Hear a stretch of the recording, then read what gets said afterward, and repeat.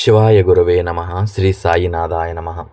సాయి తత్వాన్ని తెలుసుకోవడానికి చేస్తున్న ఈ ప్రయాణంలో సాయి యొక్క సమర్థత్వాన్ని నిరూపించే సంఘటనలు ఎన్నో ఆయన చరిత్రలో ఉన్న ముఖ్యంగా 3 సంఘటనలు. ఒకటి, 1886 3 రోజుల పాటు శరీరాన్ని విడిచిపెట్టి మరలా బ్రతకడం ఆయన మరణంపై సాధించిన విజయం. అంటే ఆయన సమర్థత్వం ఎంత గొప్పదో అక్కడ చూడండి.